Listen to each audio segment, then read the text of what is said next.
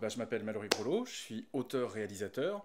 Alors, je pense qu'il y a autant de manières de définir le mot réalisateur ou le métier de réalisateur qu'il y a de réalisateur. Moi, je dirais qu'un réalisateur, un auteur-réalisateur, c'est quelqu'un qui porte un propos en convoquant et en construisant un imaginaire, en fait.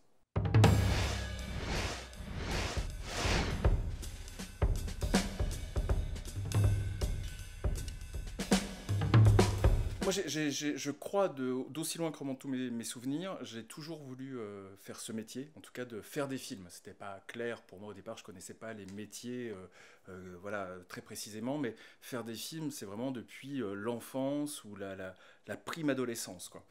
Euh, ce qui s'est passé, c'est que j'avais beaucoup de mal à l'époque à vivre dans ce monde, dans le monde réel, avec toutes ses limites, ses limitations. Enfin, j'avais du mal à me caler sur les notions de finitude, de solitude, les contraintes physiques. Enfin, ça paraît peut-être un petit peu, un peu barré dit comme ça, mais voilà, j'avais du mal avec l'ici et maintenant. Le cinéma s'est imposé assez vite parce que, en fait, je crois que je me suis pris des claques qui n'étaient pas prévues par des films, en fait, tout simplement. Moi, je vivais dans un milieu qui était absolument pas sensible, ouvert à la question du cinéma ou même des arts en général. Enfin, voilà, c'était voilà, un tout petit village au fin fond de la Haute-Saône. Enfin, il n'y avait pas vraiment de sensibilisation à la culture et à l'image, quoi, je dirais. Mais voilà, j'arrivais à grappiller des trucs et je me souviens d'une énorme claque. Alors là, j'étais gamin, j'avais 9 10 ans et je me souviens que 2001, l'Odyssée de l'espace est passé à 20h30 à la télé et que j'en ai chopé des bouts parce que j'avais pas le droit de me coucher trop tard. Mais rien que l'intro, la fameuse demi-heure, là, elle est complètement dingue. Et moi, en tant que. Enfin, je me souviens, j'ai encore un souvenir physique.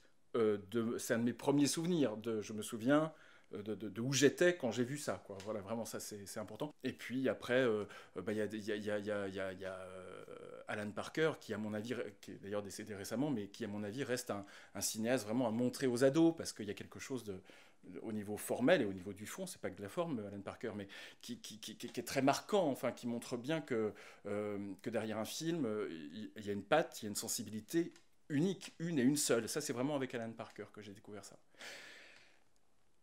Et voilà, en fait, c'est en voyant ces films que j'ai compris que là, on construisait des mondes, en fait. Et donc, j'en reviens à la question d'avoir un petit souci d'adaptation avec ce monde-ci. Bah, du coup, j'avais l'impression qu'avec le cinéma, j'allais pouvoir construire un monde.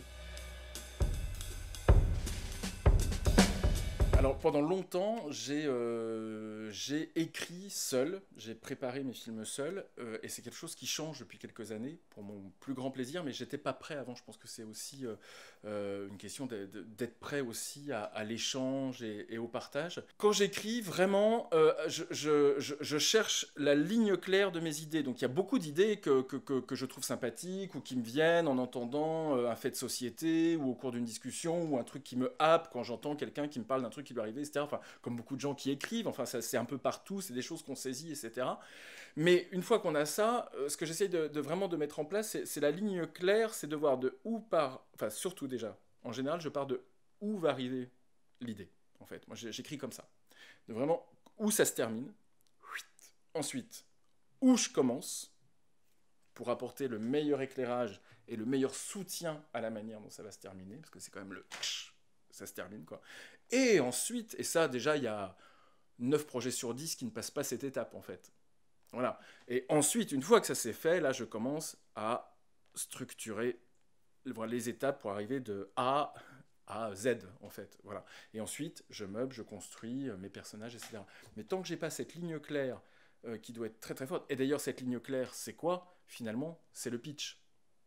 Un an plus tard, 2 ans plus tard, quand on se retrouve à défendre son film, eh bien, en fait, cette ligne, effectivement, c'est les 2 phrases qu'on dit pour résumer notre film, en espérant que les gens vont nous suivre pour le fabriquer, quoi. Donc, il y a intérêt à effectivement ce que ça ce soit ultra solide, quoi. En tant que réalisateur, moi j'ai eu la chance de faire quelques films assez différents, à la fois dans ce qu'ils sont au final, mais aussi dans la manière dont ils ont été faits. Je pense à un court métrage que j'ai fait il y a une dizaine d'années qui s'appelle La chair de ma chair, dans lequel j'ai eu la chance d'avoir 3 super comédiens. D'abord Marie-Lou Berry, que tout le monde connaît. Également Philippe Gouin et Daniel Berliux, qui sont des comédiens avec qui je travaille régulièrement et qui sont topissimes. Sur ce court-métrage-là, j'avais une production qui m'a suivi, qui a vraiment mis les moyens dans le film. On a construit un refuge de haute montagne complètement en studio. Donc il y avait une gros taf de déco, grosse équipe, assez peu de temps de tournage, hein. C'est un film qui fait un peu moins de 9 minutes, qui a été tourné en 2 jours. Donc là, j'ai travaillé de manière extrêmement carrée, en préparant beaucoup, tous mes plans, tout mon découpage, à la focale près, vraiment, enfin, voilà, c'était minuté, storyboardé. Oui, c'était storyboardé, les plans au sol, enfin vraiment tout était bordé. Et là, il est vrai que les comédiens, dans ces cas-là, n'ont pas forcément beaucoup de marge de manœuvre. De toute façon, au rythme où ça va, il va finir par plus être comestible. Parce que... bah oui, parce que le déplacement, il est de là à là, et bah ouais, t'aimerais bien aller là-bas, mais là-bas, c'est pas possible, parce que tout est, voilà, tu vas tout chambouler, donc va de là à là, s'il te plaît, fais ce que je te dis. Donc là, effectivement, on est sur une direction un peu plus autoritaire, et ça vaut pour toute l'équipe. À l'inverse, donc 2-3 ans plus tard, j'ai fait un long métrage dont je parlais, donc un long métrage qui s'appelle Le Pantin. Alors, c'est tout l'opposé, c'est tout l'inverse, ce film, puisque celui-ci, on est parti de ma volonté sur un scénario qui n'était même pas terminé volontairement, c'est-à-dire que c'était un enchaînement de nœuds scénaristiques possibles, et mon concept, parce que moi j'aime beaucoup travailler sur le fond, la forme, mais aussi sur la façon de faire les films. Et je pense qu'on laisse trop souvent ça de côté, et que ce système dans lequel on est, de financement, de fabrication du cinéma, après je comprends, hein, on parle très vite de gros sous et tout ça en long métrage, mais on standardise la façon, même dans le film de création, même dans le film d'auteur, finalement... Il y a des matrices, il y a un format, et faut surtout pas en sortir, parce que tu comprends, voilà, nanana, après le distributeur, et puis les attachés de presse, et puis les journaux, puis les festivals, voilà. Donc il faut quand même dès le début donner des gages qu'on va quand même, qu'on va quand même être très créatif, mais en restant bien dans un format, quoi, voilà. Donc pour celui-ci, j'étais tout de suite un peu out. C'est pour ça qu'on n'est même pas allé chercher des subventions sur ce film-là, parce que allez, je dirais, il y a des grands noms qui peuvent se permettre, de Godard à Gaspard Noé, pour ratisser large, peuvent se permettre d'arriver avec un scénar en cours, avec 5 pages, et dire je fais un film, etc. Moi, Mallory Groslo, je ne peux pas me permettre. Donc j'ai plutôt sollicité des volontaires, il y a une production pareille qui est partie, on a trouvé un petit peu des sous, on a mis de l'argent dedans, mais alors là, c'était beaucoup moins confortable que le court-métrage La chair de ma chair. Mais j'ai pu tester cette manière de fabriquer un film en se reposant sur l'improvisation, sur le plateau. C'était ça qui m'intéressait, c'était vraiment d'écrire et tourner en même temps. Moi, ce qui m'intéressait, c'était d'essayer de voir ça marche pas, je voulais essayer. Et donc on se retrouvait parfois à tourner des séquences où moi dans les rushs j'ai plusieurs possibilités. Je pense à une séquence où c'est un personnage qui joue un migrant qui vient d'Algérie et puis qui est hébergé par une femme en Normandie, et donc elle lui a dérobé, parce que cette femme a pas forcément de très, très bonnes intentions, enfin elle est soumise à ses propres traumas, et donc elle lui a dérobé son portefeuille, et donc nous dans ce qu'on a tourné, eh bien il y a des scènes, des prises où elle lui rend son portefeuille, et des prises où elle ne lui rend pas son portefeuille. Dites-moi, le soir où vous m'avez ramené, j'avais un portefeuille dans la veste, et je voudrais bien le récupérer. On peut voir ça après le dîner ? Et tout le film, on l'a tourné comme ça, avec ce qui venait dans les impros. Donc après, évidemment, au montage, on s'arrache les cheveux, parce qu'il faut réécrire. Là, pour le coup, on dit que le montage est une seconde écriture, mais alors là, enfin même une troisième après le tournage, mais là vraiment à 1000%. Et on a réussi. On a réussi au final à faire un film qui tient la route, qui reste un film avec bien sûr ses imperfections, etc. Mais en tout cas qui est allé au bout du concept, au bout de l'expérience, et vraiment qui était très très très intéressant à faire.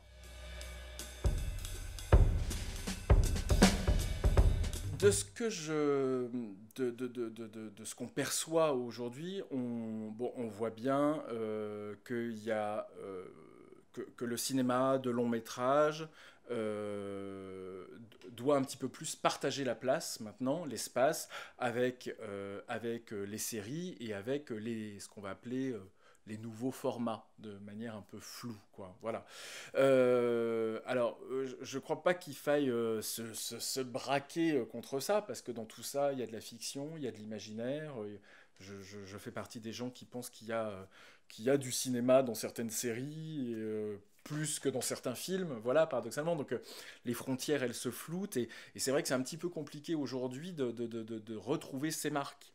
Euh, je crois que quand on veut aujourd'hui, alors après, moi je dis ça d'où je suis, hein, voilà, j'ai une quarantaine d'années, donc je vois un petit peu ceux qui m'ont précédé, qui ont une soixantaine, et puis je vois des jeunes qui arrivent, justement, que je peux trouver moi dans les écoles où je travaille, etc., voilà, qui ont une vingtaine d'années à peu près. Je vois bien qu'il y a des gaps énormes, des gaps culturels, mais aussi des ambitions tout à fait différentes. Je crois que moi, dans mes générations, le long métrage était encore vraiment la panacée. Enfin, voilà, c'était le long avant tout et par-dessus tout. Aujourd'hui, moi, je vois les gars de 20-25 ans et les filles de 20-25 ans. Oui, pour certains, d'accord, enfin super le long, mais aussi la série, mais aussi d'autres formats, mais aussi du clip. Alors déjà, je crois il faut apprendre à se connaître et il faut apprendre à trouver où on est bien.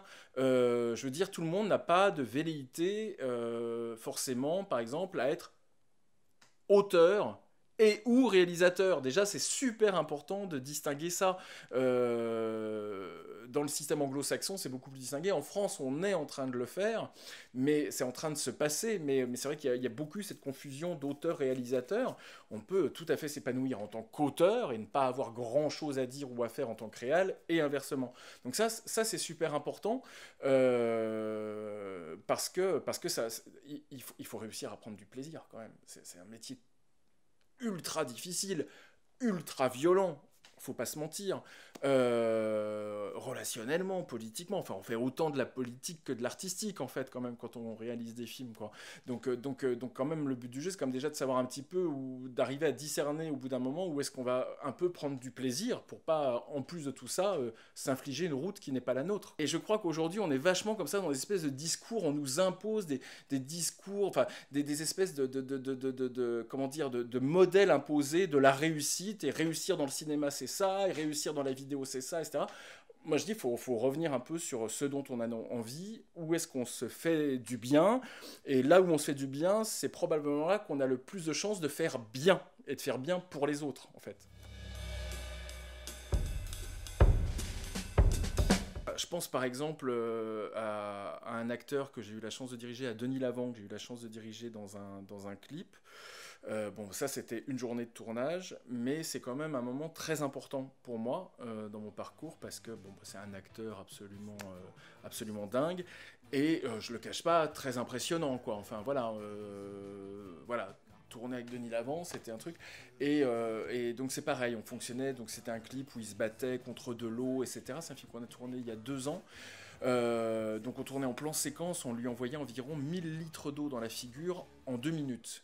Voilà, c'est des énormes trucs, voilà. Et donc pendant 2 minutes, donc moi je lançais une action, bien sûr on avait énormément répété, énormément travaillé, enfin, parce que je tenais vraiment à ce qu'il y ait une histoire et à ce qu'il y ait une dramaturgie, que ce soit pas juste un concept, voilà. Donc il y a vraiment une progression dans ce clip et une histoire. Mais bon, voilà, quand on a l'avant qui se bat contre de l'eau, qui est, voilà, à forte pression, et qui envoie, et en fait on l'entend pas dans le clip forcément, mais en fait en vrai il hurle, il gueule, il y met tout son corps. Donc ça c'est des moments, il y a des moments comme ça. Alors bien sûr la notoriété des acteurs joue, et que évidemment quand on a dans son cadre Marie-Lou Berry ou Jean-Claude Dreyfus ou Denis Lavant en tant que directeur d'acteurs, on se dit ah, yes yes.